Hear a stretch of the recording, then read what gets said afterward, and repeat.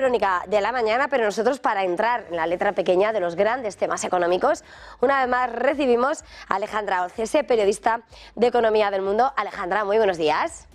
Muy buenos días, Eva. Bueno, hoy sobre la mesa nos traes como esa reforma de pensiones de Escrivá condena a España a ser el país con más gasto de la Unión Europea, un 16,7% del PIB en 2070.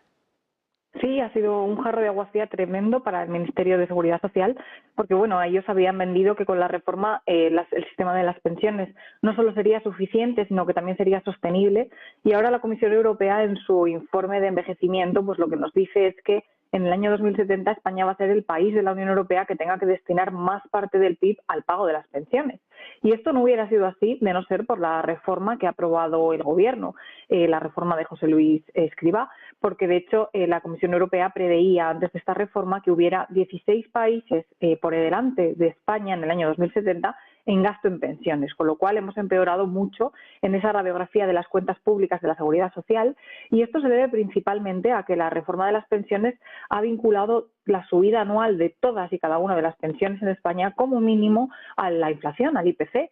mientras que la reforma que estaba vigente anteriormente pues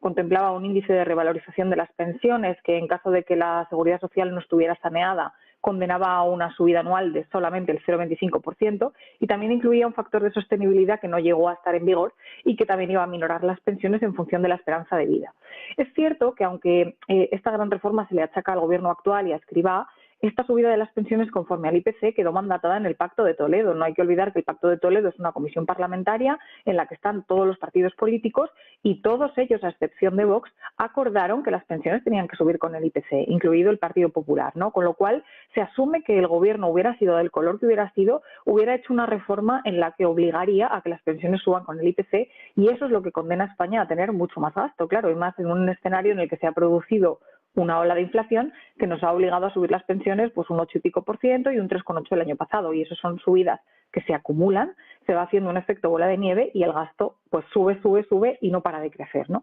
Entonces, bueno, el escenario está en que, según la Comisión Europea, el gasto va a subir 3,6 puntos de aquí a 2070, y si comparamos con cómo estaba previsto que funcionara el gasto antes de la reforma, pues son 6 puntos más de gasto.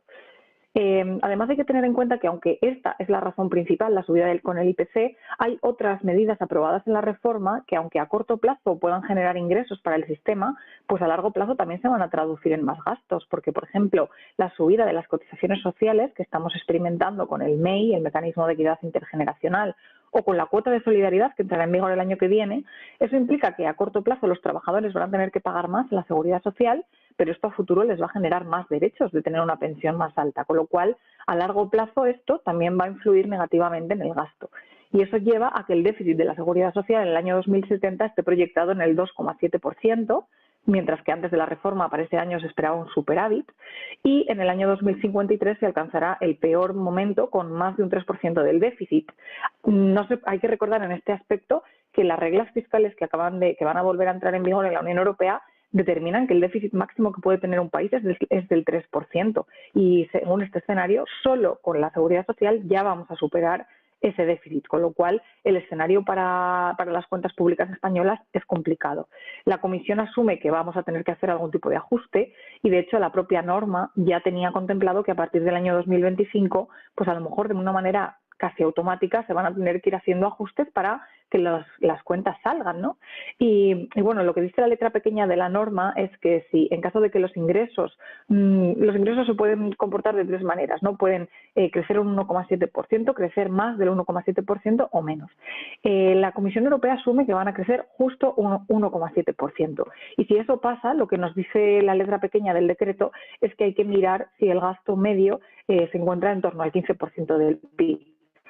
Bueno, pues lo que prevé Bruselas es que se encuentre por encima, ligeramente por encima de ese 15%, en torno al 15,1%, y eso abocaría a ajustes necesariamente. La IREF ya ha calculado que esos ajustes serían del torno al 0,8% del PIB, con lo cual podríamos estar estimando un ajuste ya el año que viene de unos 12.000 millones de euros.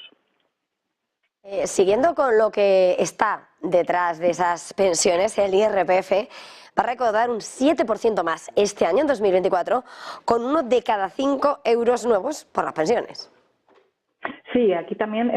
llevamos encadenando varios años de recaudación fiscal récord, claro, porque cuando hay mucha inflación y la economía va bien y el empleo va bien, pues el Estado también se beneficia de eso con la recaudación impositiva, ¿no? Para el año 2024, la IREF prevé una subida del 7% en lo que va a ingresar el Estado por IRPF, pero esto no se debe solamente a que el empleo vaya bien y los salarios suban, que eso se traduce directamente en más recaudación, sino que, como comentabas, 1 de cada 5 euros nuevos van a proceder de las pensiones, porque claro, las pensiones también pagan IRPF, ¿no? Entonces, bueno, el grueso de la recaudación por este impuesto es de las retenciones que se aplican mensualmente en las nóminas. Esas retenciones van a crecer un 8 y pico por ciento, un 8,4 me parece que es, en el año 2024. En total estamos hablando de que el Estado va a recaudar 8.400 millones más. Y bueno, ese incremento que se produce en las retenciones respecto al año pasado, pues se produce tanto por el incremento de las retenciones de los salarios privados como por el de los salarios públicos y como por el de las pensiones. Y este último es el que más va a crecer, en torno a un 9%. Y bueno, pues esto se debe, por un lado, a que las pensiones son más altas, porque están revalorizándose conforme al IPC, con lo cual la base sobre la que se aplica el impuesto es mayor. Se produce también porque hay más pensionistas debido al envejecimiento que estamos sufriendo de la población y a que ya este año se están jubilando personas de la generación del baby boom, que fue muy numerosa, pues aumenta la base de pensionistas, con lo cual hay más IRPF que recaudar.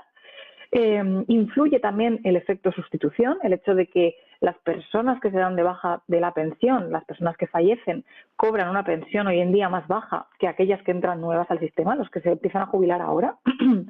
Y luego también influye el tipo efectivo. Claro, tenemos que tener en cuenta que el IRPF es un impuesto progresivo, es decir, que cuanto mayor es la base, cuanto mayor es el sueldo o la nómina, mayor es el tipo que se aplica. Entonces, esta subida de las pensiones se traduce en que el tipo efectivo que se aplica es mayor. Esto provoca que, en conjunto, los pensionistas van a pagar en torno a 17.000 millones este año en retenciones. Y bueno, pues podemos decir que hay una pequeñísima parte del gasto público en pensiones que vuelve al sistema, ¿no? Es gasto público que sale de la seguridad social. Estamos hablando de que salen en torno a 12.000 millones cada mes con 2 pagas extras, o sea, es una cantidad ingente, pero hay una pequeña parte, como decíamos, en torno a 17.000 millones, que el Estado los recupera vía impuestos que vuelven al Estado central. También, Alejandra, entre los temas que nos traes esta mañana, mirando los oficios, el Gobierno va a ampliar el catálogo de oficios con contratación difícil y explica solo 600 de los 26.000 permisos a extranjeros. Sí, este catálogo en realidad lo que es una lista que elabora trimestralmente el SEPE con ayuda de las comunidades autónomas y establece ahí cuáles son las profesiones en cada provincia que son muy difíciles, para las cuales es muy difícil encontrar candidatos. El problema está en que esta lista no está del todo actualizada y no está funcionando, ¿no? Porque cuando veamos qué profesiones son aquellas en las que no se encuentran trabajadores, pues la inmensa mayoría son del sector marítimo y llama la atención que incluso para Madrid aparecen profesiones vinculadas a la mar, cuando no hay mar en Madrid, y luego también muchas profesiones vinculadas al deporte de élite. Aparecen también algunos de mozo de almacén, por ejemplo, o de conductor, pero no encontramos en esa lista pues profesiones para las que ahora mismo estamos viendo que las empresas tienen dificultades para cubrir vacantes, como podrían ser tanto por el lado de las profesiones muy cualificadas, pues ingeniería, robótica, telecomunicaciones, donde ahora mismo hay déficit de trabajadores, o en el otro segmento, pues profesiones que no requieren tanta cualificación, pero para las que tampoco hay trabajadores, como por ejemplo la hostelería en muchas zonas de España, ¿no? Y lo que permite esta lista es que para aquellas profesiones que aparecen en ella, las empresas tienen permiso para contratar directamente a trabajadores extranjeros de países que no son de la Unión Europea, a los que se les da un permiso de residencia y de trabajo para trabajar en España, precisamente porque es necesario cubrir esas profesiones. Entonces, el hecho de que el catálogo no esté bien diseñado es un problema, porque las empresas que no encuentran trabajadores en esos segmentos que no aparecen en el catálogo no tienen esa posibilidad de recurrir al empleo extranjero. Entonces, lo que vemos es que en el año 2023 se concedieron en total 26.000 permisos a extranjeros extracomunitarios para trabajar en el país por cuenta ajena y de los cuales solo 600 fueron para ocupar este tipo de profesiones. Bueno, pues el Ministerio de Seguridad Social, que también es el Ministerio de Migraciones, reconoce que este catálogo no está funcionando y se ha comprometido a reformarlo no para incluir más profesiones, sino para ver cómo lo pueden diseñar trimestralmente para que realmente ofrezca una imagen fiel de las empresas que tienen problemas para cubrir vacantes. Esta reforma se va a hacer de manera paralela a la creación de un nuevo reglamento de extranjería